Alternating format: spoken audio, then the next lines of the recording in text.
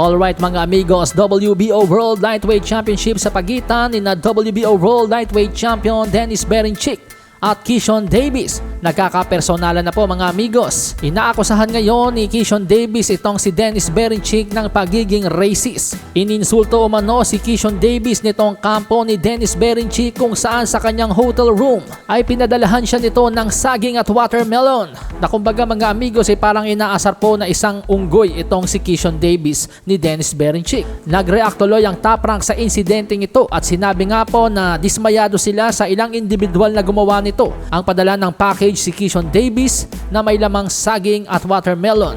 Gigil na gigil tuloy si Keyshawn Davis sa naging press conference at nangakong dudurugin si Dennis Berinchik at aagawin ang titulo nito.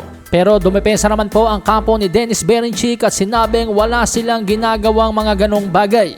Sa katunayan nga po sa ibang mga face-off ni Keyshawn at ni Dennis Berinchik si Dennis Berinchik pa ang binubuli ni Keyshawn Davis. Abangan po natin ang kanilang bakbakan mga amigos sa Sabado na po yan.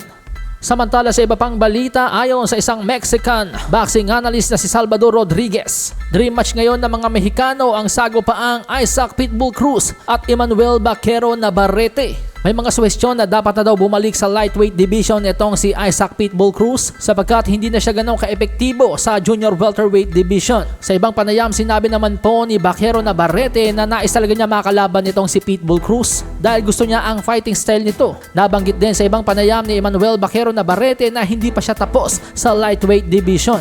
Nagkataon lang na may iniindang injury itong si Emmanuel Vaquero Navarrete ng kanyang makalaban si Dennis Berinchik.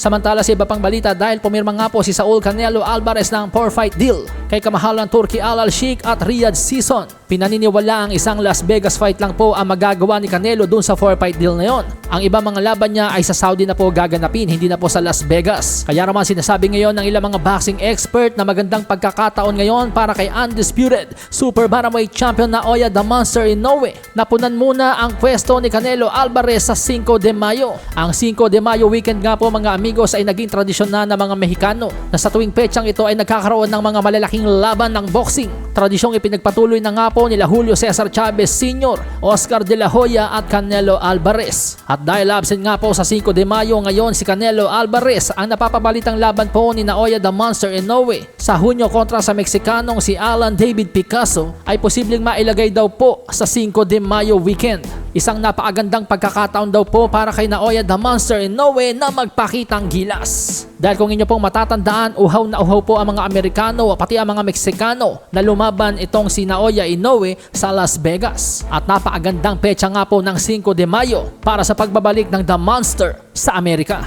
At dahil sa magiging absent nga po si Canelo Alvarez sa 5 de Mayo weekends ng ilang taon, posibleng si Naoya the Monster Inoue muna ang maging pangunahing bida tuwing sasapit ang 5 de Mayo.